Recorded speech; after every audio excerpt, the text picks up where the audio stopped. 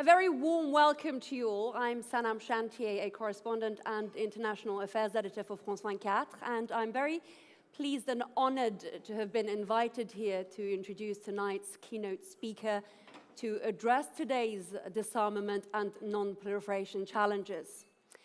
Now, this evening comes at a very pivotal moment for us all. We're only days away from one of the most talked about elections in US history, ahead of which both candidates have gone beyond the usual mudslinging.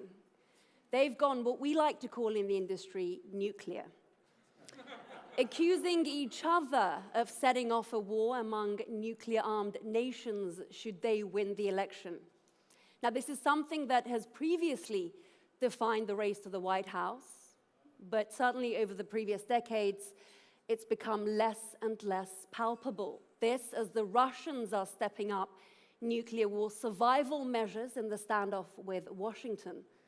This is nuclear as North Korea even continues to conduct full-scale nuclear tests despite punitive measures and very defiantly. This, however, as the CTBTO fights to find a working treaty, a treaty that's ratified by the remaining 8 nations. And who better to address us this evening than the chief of that agency, Dr. Lassina Zerbo, who has actually previously given the keynote speech here at the EU Consortium. Now, I had the pleasure of meeting Dr. Zerbo and his very dedicated team on a very cold winter's night at the beginning of this year. But I must say, before I even got a glimpse of the man himself, I had the pleasure of hearing his voice, which was echoing in the lobby of this hotel, which is a baguette's throw from the Eiffel Tower in Paris. And ladies and gentlemen, this voice has not stopped bellowing since, and even prior to that, back in 2013 when he took that current position. It's a passionate voice, a voice of a former geophysicist, that fights to get a legally binding, a global ban on nuclear testing as he meets world leaders, representatives from international bodies, the youth which hold the key to our future, and of course, as we can see in this room here tonight, some of the greatest minds. Please join me in welcoming Dr. Lassina Zerbo.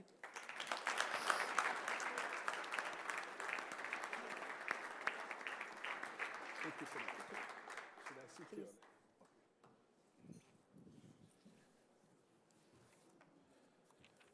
Good evening. Normally, I should start by thanking the EU Consortium and especially Mark Fitzpatrick. But before I do that, let me say thanks to Sanam Chantier, because Sanam is an example of how somebody can come from a completely different field and then becoming slowly an expert in non-proliferation and disarmament journalism. That's basically what she's doing. I met Sanam, indeed, it's true, in Paris, and she came to interview me in the lobby of a hotel, and she was mixing French and English, and then told me she's from Iranian origin, and then I think I told her I'm from Japan. That's what I must have done. But I was impressed by Sanam. And then what we did, I said, okay. I told my team, how about getting Sanam to interview the Secretary General when we invite him in Vienna to our symposium at the beginning of the year? And the SG came together with Kim. And Kim, you would agree with me that not only you, but the SG was pretty impressed by her performance. So Sanam, thank you for being here.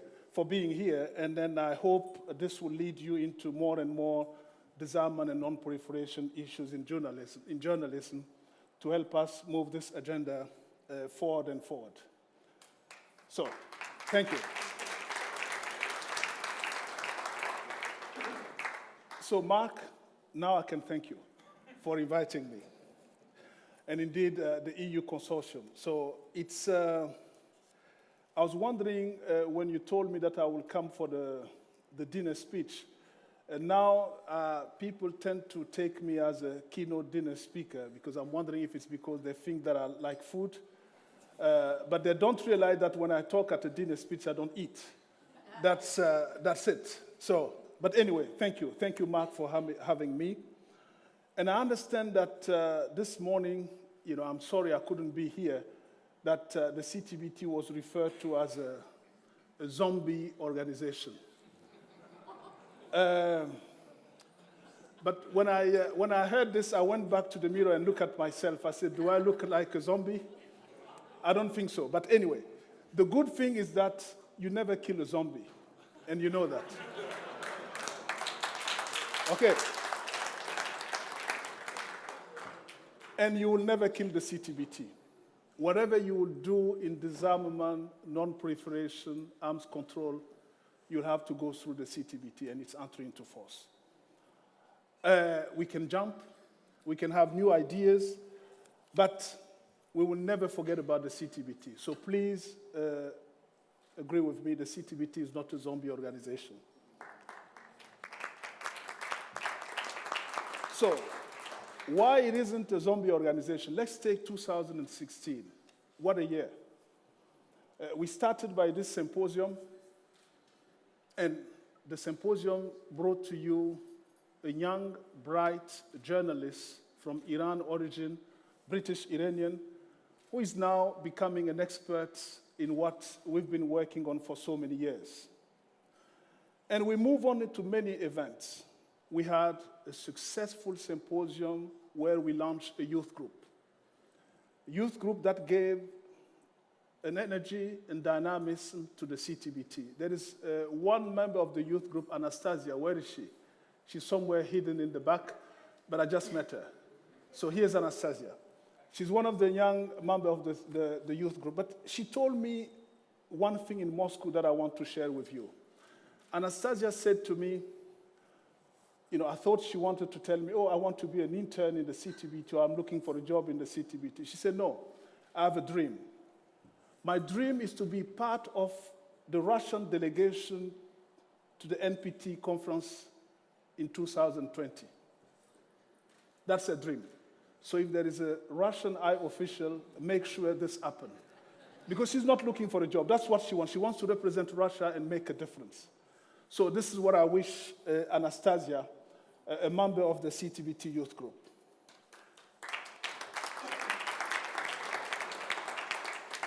And she's a lady too, because gender balance is important. I understand that Mark has had trouble this morning with balancing gender. So I think Anastasia could be a solution for you in future as well. So now, I've talked about 2016, I've talked about the symposium, and then we went into a series of events, including the 20 years anniversary of the CTBT in June 13 in Vienna, where I had a dream, and my dream was, how for once can I bring the foreign minister of North Korea with a group of foreign ministers in Vienna to talk about the CTBT as a means to get North Korea to stop testing. So I threw in that dream, and then we try, but I'm sure most of you are diplomats, you know how it works. They're asking, who else is coming to this conference? If they don't hear the name they want to hear, they say, okay, I'll give you my answer later. And then some, in that sense, have refrained from being there. And the same people are asking me, have you invited North Korea? I say, yes, I did. And I did send an invitation. But if you had come, maybe North Korea would be there. Because Kim will confess with me, whenever we have an opportunity to talking to those people, they have one wish, is to talk to a few numbers of countries in this world. That's what they say. When you talk to them, they don't say, we have our brothers who are our enemies. They say, we want to talk to people up north. Tell them we want a dialogue with them. And yet, we talk about sanction. And then I'll come to that. I'll come to the sanction. But I wanted to say that during these 20 years, we've tried it all. And you've heard many Security Council resolutions talking about North Korea, but not even adding the CTBT in that context. And that was an issue for me. How can you talk about North Korea testing nuclear weapon and not mentioning the CTBT as part of the solution? For me, this is a problem. And this is why, and I'm asking many of you to bear with me, when I said that the Security Council Resolution 2310, it's a good one, I'm not going against a region or against a group of countries. If for a long, long period of time, people don't talk about an important issue like the CTBT in the framework of getting North Korea to stop testing, and for once they do it, as a head of the organization, what do you want me to do? To say it's not a good thing? Of course not. For me, it's a good thing. I know some have told me, why do I do that? Because, you're part of a group where people are not very serious about this issue. We think that the Security Council shouldn't take up the issue of the CTBT. But I mean, for once, you have the nuclear power country who are coming together and talk about an issue and finding ways to advance the treaty. And this is what I've done, and this is what I commend them for. I'm not going into analyzing whether they're wrong or right. What is right here is that, for once, they came together and issued something on the CTBT, and then asking us to set up ourselves some milestone as we move forward to advance arms control, non-proliferation, and ultimately disarmament.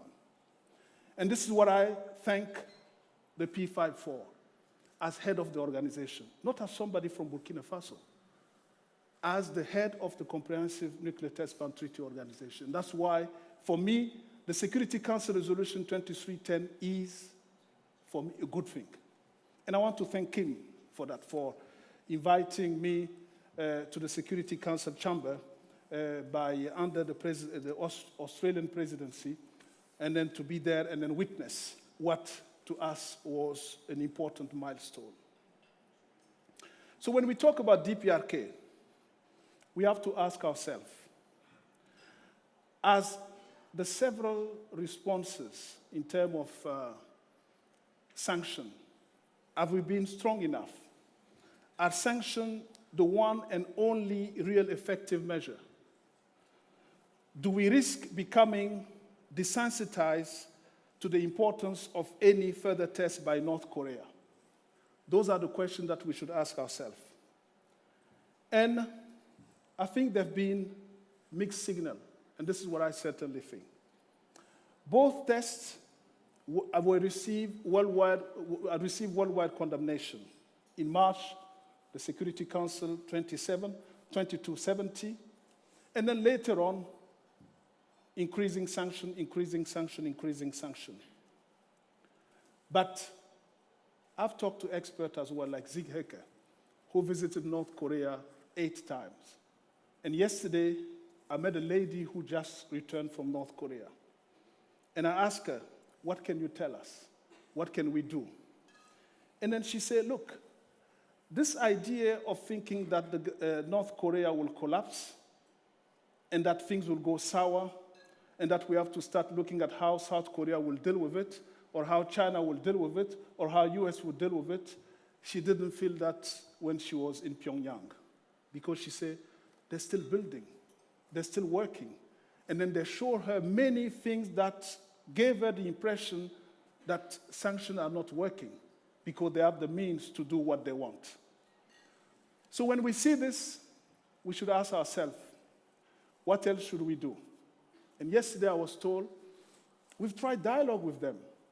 It never worked. Why do you want to talk to them again? We have to put pressure on China. We have to put pressure on North Korea. When I hear putting pressure on China, China is a different country in this 21st century than it was before. We can dialogue with China. And I've said at the last Munich Security Conference, I was asking a question to 2 officials, one from the US and one from China. I said, how about you two coming out with a way of talking to North Korea by committing to ratifying together the Comprehensive Test Ban Treaty? I didn't get an answer.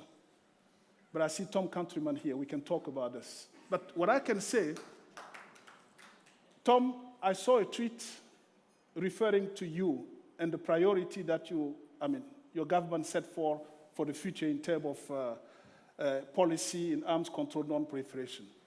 You mentioned the Comprehensive Test Ban Treaty. But I'm asking you, mention it more. Because people don't see it. People don't even know sometimes that the US is supporting this treaty.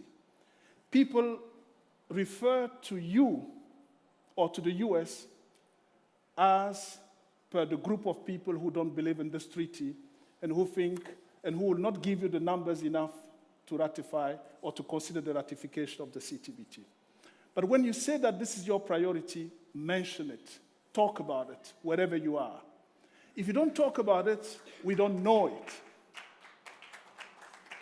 And if you talk about it, it changes the dynamics with regard to the other 7 countries.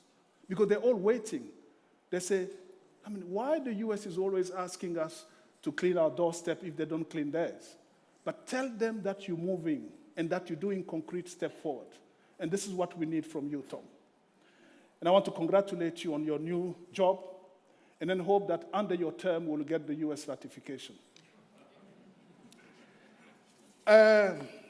Now, that leads me to the next point, which is keeping the momentum. Tom, you will help me to keep that momentum because people might think that after the 20 years anniversary, Lassina Zerbo and his team will have nothing to do in 2017, and then the CTBT will be not a zombie because you can't kill a zombie, but something close to death. But you know, one thing I often say is that God is magnificent. As we finish the 2016 and the 20 years anniversary, it brings 2310. And 2310, whether you like it or not, you will talk about it, because 2310 is asking us to report on the international monitoring system, the international data center, the on-site inspection capability. And what 2310 does, 2310 basically shows to the international community that they have in their hand one of the wonderful achievements of this modern world. That's not from me, that's from people who have witnessed the achievement of the CTBT, the achievement of the zombie. So, what 2310 does, it is an aspiration for finally securing a legally binding global ban on nuclear testing. Not only does it express determination to bring the treaty into force, it also recognizes and puts at the disposal of you, the international community, the international monitoring system, and the verification regime that we're building. So what we must do now is increase the momentum towards the entry into force of the CTBT. And then you might ask me how. Our slogan during the 20 years anniversary was what? Let's finish what we started. And many of you have seen crazy posters, you know, a lady's shoe without a heel, and then many things that show that the job is not yet finished. But the job is not finished in 2016. It's still not finished in 17, in 18, and maybe even longer. But that's not the reason why we should stop. We should push. And that's what that's what keeps me going. And what keeps me going is because, as Sanam said, I'm so happy to have met a community like yours, where I can learn, and where I've learned, and where I'm still learning. And a community that taught me that you have to be patient. Don't rush. Because in science, you lock yourself in the room, you want to find a solution, you come up with the solution, and then you give it to people. But in diplomacy, one step at a time. So, but you see, you guys say one step at a time, and sometimes you want to jump. And I'm going to say something that might be provocative to some. This is the idea of the ban on nuclear weapons. I'm in favor of a world free of nuclear weapons, like all of you who are here today. We all are. I was telling my friend Wael, where is Wael? Thank you. I was telling Wael, look, you know, if you want, I'll come work for you. Why I want to work for Wael? Because I want to pursue with Wael issues on the Middle East. Because when people ask me, what do you want to do after being executive secretary of the CTBT? I say, I want to be a special envoy in the Middle East. I joke, but it's a reality. Well, it's a difficult task, but why? Why it is important? I've mentioned step by step. We've been talking for 40 years about, banning nuclear weapon, having a WMD free zone in the Middle East, and so on. But have we moved? Not. But forget about me being the head of the CTBT. If you're talking to somebody who just look at the arms control and disarmament framework, I was born in a country where, harvesting is important. What you do, you come under the tree, the first thing you do is to get the best fruit that is hanging and the lowest possible that you can catch. And especially where kids weren't that tall to jump. So for me, if I ask Wael and I ask many of you, in this arms control and disarmament framework, what is the lowest hanging fruit? You can come up with other solutions, but the CTBT is one of them. So grab it. Grab it and you move on other issues. You can try to grab them at the same time, but don't forget that the CTBT is pending. If you do that, you will not advance any other thing. And in the nuclear weapon ban treaty, can we have a weapon ban treaty without getting the P5 country to join? I was talking to a foreign minister this afternoon, and that was a question that he was asking me. It's difficult. So how can we bring them all together to move on this issue? We can talk, we can fight, we can separate ourselves, we can say, okay, look, I don't believe in this. They haven't been doing this for 40 years. But let's get them to do the CTBT. And this is what I've been trying with the 8 remaining countries. And that's what led me to talk to Prime Minister Netanyahu, and then to talk to many others, including the North Korea. I just came back from Cuba. When you talk to the Cuban, they don't have an issue with the CTBT as we always believed. Cuba is pro-CTBT. Cuba is pro-peace and stability, and Cuba will consider the CTBT. They don't have an issue with it. They have other issues and other priorities that they have to deal with. But what they see is, okay, you're asking us to do that, but what about our brothers from the north? So Tom, here's your task. Okay? You help us to move on this issue, and then we'll give you the Nobel Peace Prize.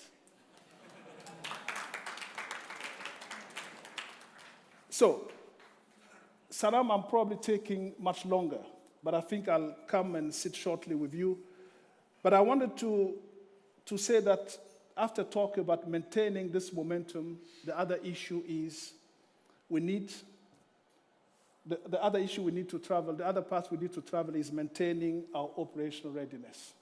There's no better way to convince people to ratify the CTBT than showing them that they have a sustainable international monitoring system and a verification regime that can serve their purpose.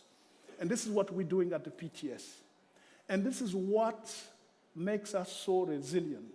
And this is what makes us the zombie that you guys are talking about, because the international monitoring system will never die. Never.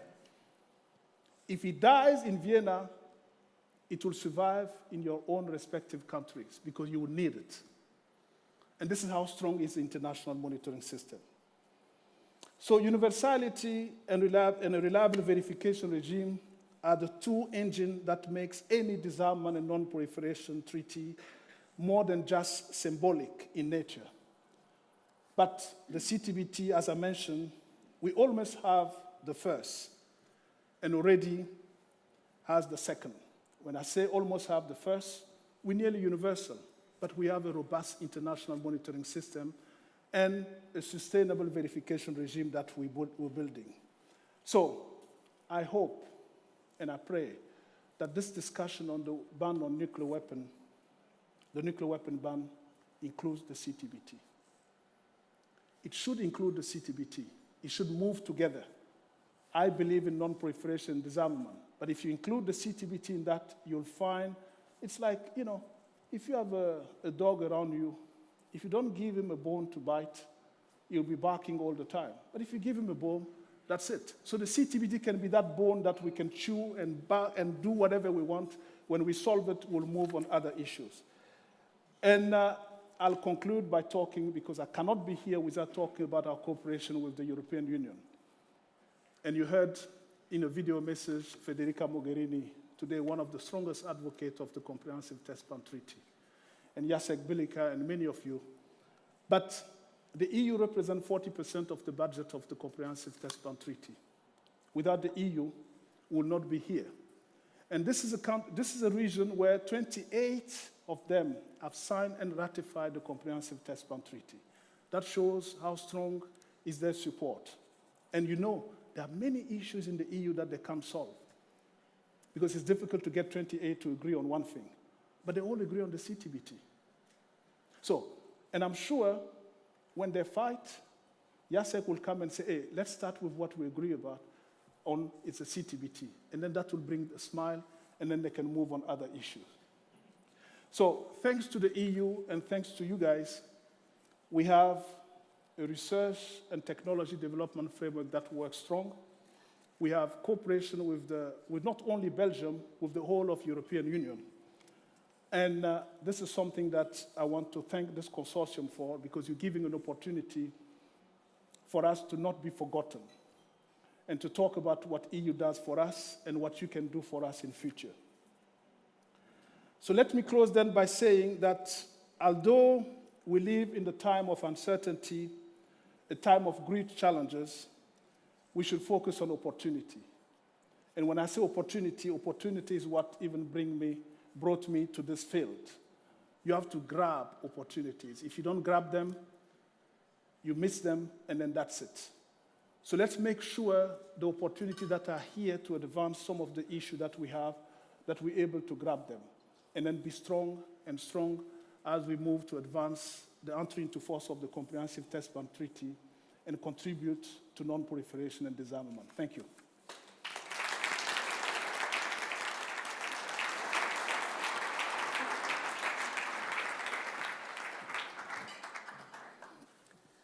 Dr. Zerbe, thank you very much for that powerful and timely speech. Now, you and the CTBTO have fought very long and hard to be able to provide for us a world that's free from the threat of nuclear weapons. But at the moment, there's a more realistic threat that's staring us in the face, and that, I apologize to those of you here that are politicians, is the threat of politicians.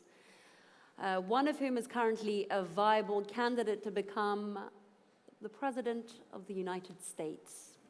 And we know that Donald Trump has actually questioned as to why nuclear weapons can't be used. Dr. Zerbe, what's the prospect for your organization if he does win the race to the White House? You see, I told you guys,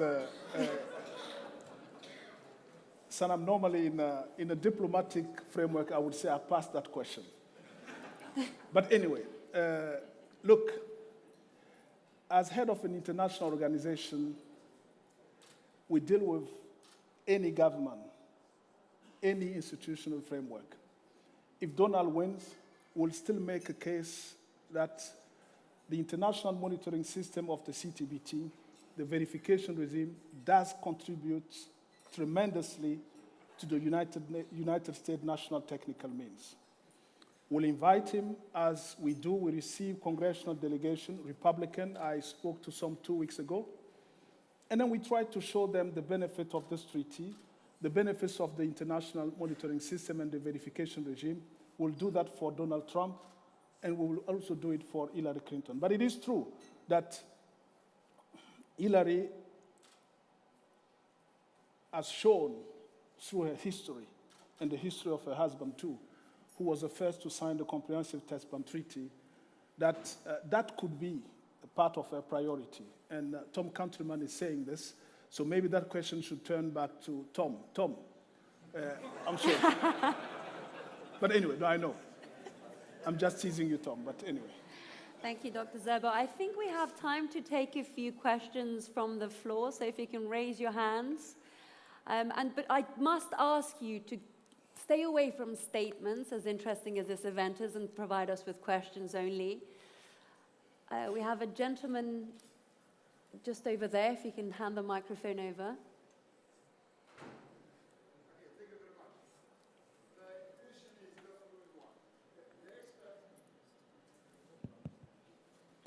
Thank you. My question is following one. The expert said that the Americans initiated the conclusion of treaty prohibiting nuclear tests, that is the CTBT now, with the exclusive objective to kill the idea of a Pakistani nuclear bomb. After the tests on May 1998, the Americans, disappointed, moved to the country. Do they have the still born dead posture? What's the truth? Thank you.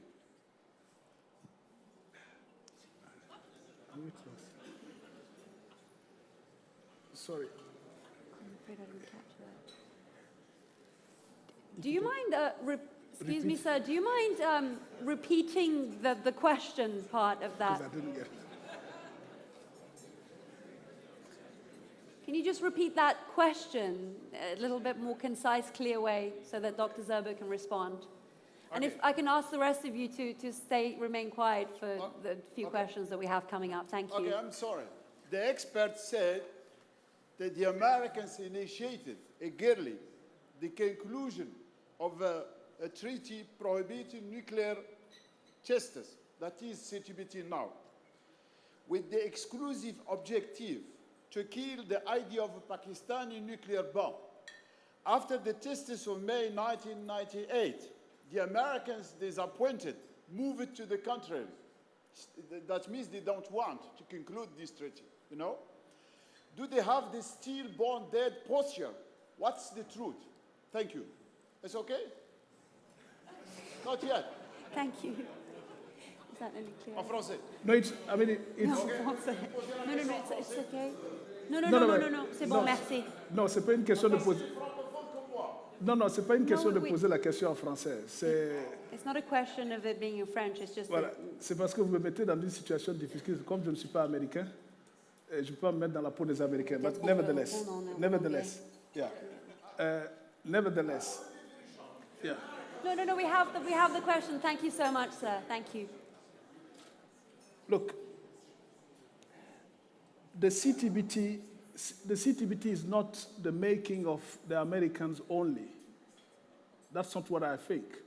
The CTBT was in the making for so many years. I mean, it's been discussed, limited test ban, then it came to the Comprehensive Test Ban Treaty.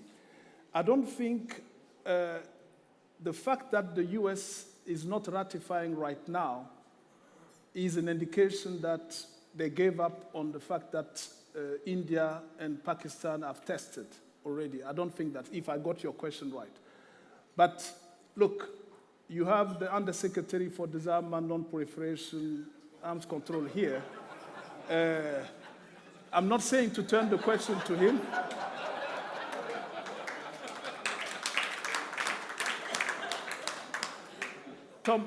Tom, you're paying the price for sitting in front of me. If you're sitting in the back, I wouldn't say. But anyway, so it's a way of, Saddam, I mean, if you take another question. Okay, if we can take another question from the floor. As a woman, I'd love to hear from a woman there at the back.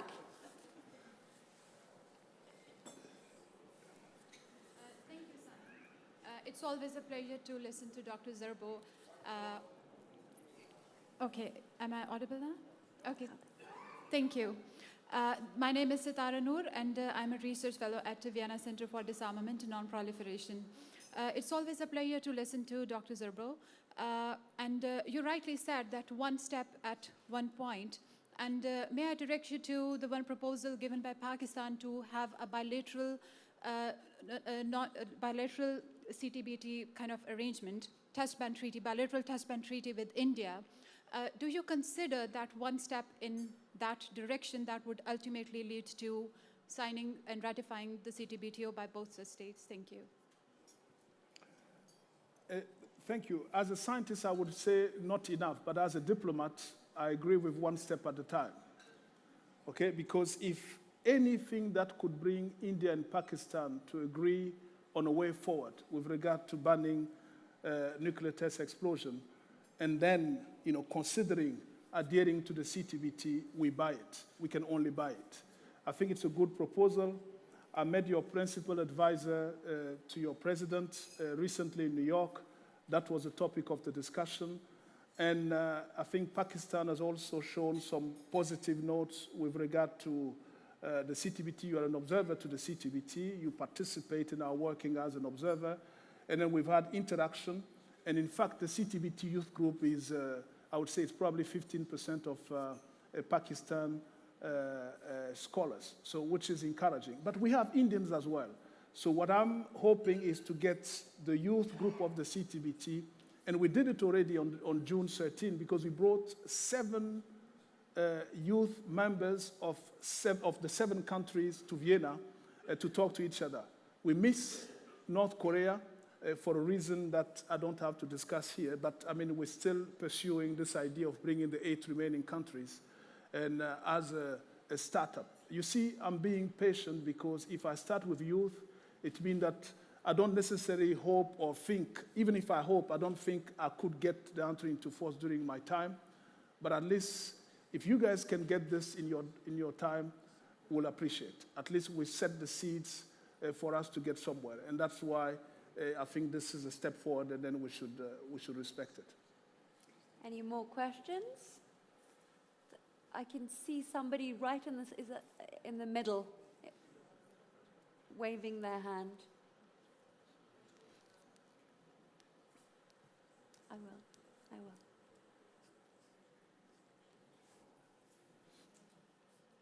Hello, my name's Kyle Pluti. I'm from the Middlebury Institute of International Studies at Monterey. And you mentioned the youth group, and so I was wondering kind of, what do you see as the future of the youth group? What is the next step for kind of the next generation? What are the steps that we can take in the near future? I think you've set the step already because I've been talking to many of you, and as I know and then you know, you're not getting direction from the CTBT or from me.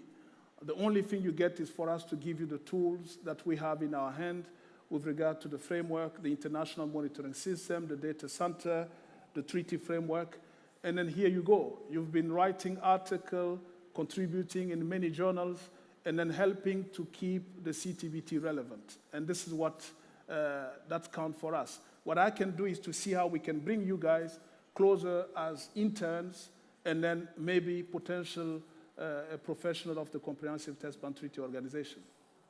We had a question here on this side. Yeah.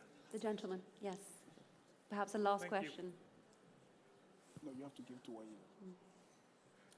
Thank you. This is Tariq Rowe from CIPRI.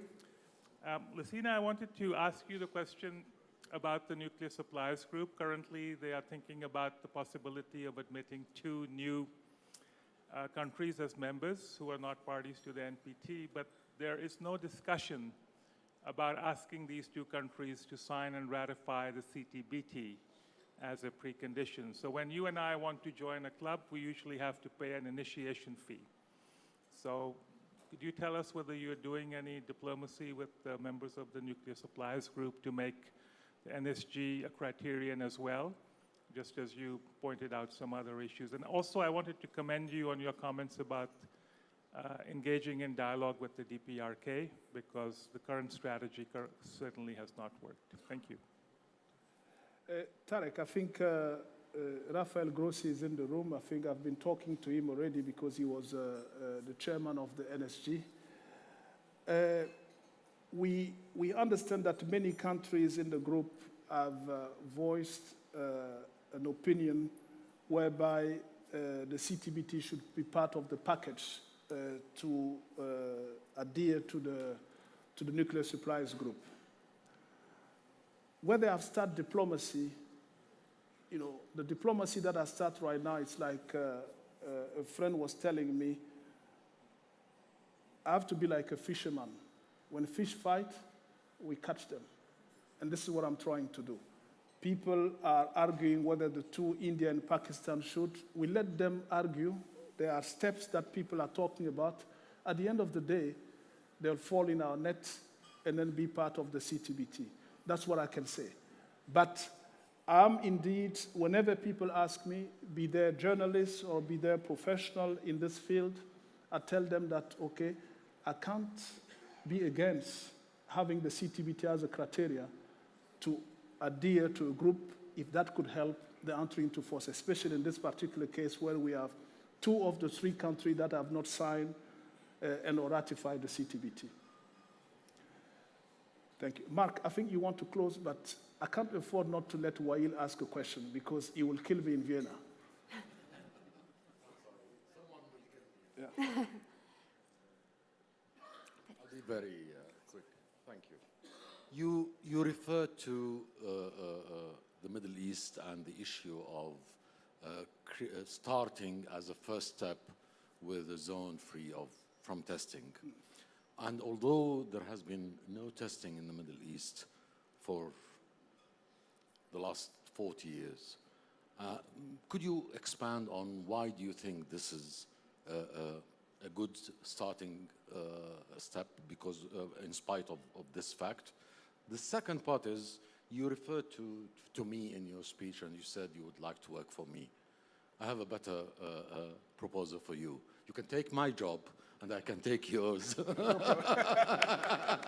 That would be a win-win situation. That would be a win-win situation. But I would really like to hear from you on that topic. Thank you. Well, if you look at the Middle East today, I mean, the key countries have signed the Comprehensive Test Ban Treaty. You take Iran, Egypt, and Israel. You've all signed the Comprehensive Test Ban Treaty. But discussion has been going for 40 years or so to bring you into concluding a WMD-free zone. And that's not moving. It's not going anywhere. If you have a solution for that, to move that agenda, I will buy it now. So if that's not working, as President Obama said about Cuba, if we try something for 60 years and it doesn't work, shouldn't we try something else? This is all what I'm bringing to party here. We've tried something that is not working. We have a little step forward where 3 major countries in the Middle East have something in common. That's a Comprehensive Test Ban Treaty. At least that issue can get them to sit around the table and then see how we can move forward. That's the first basic element that I'm putting into play in saying that we should start by a weapon test-free zone as we move to a WMD-free zone. So it might look crazy, but I think it's simple. And, you know, I'm a simple-minded person anyway. On that note, all good things come to an end, and we really have to bring this segment to an end. But before we wrap up, I'd really like to thank Dr. Lassina Zerbe for sharing his thoughts and passion with us, as he often does. Thank you, thank you. And another round of applause, if we can, for Mark Fitzpatrick for bringing all of us together and making this a possibility. Thank you.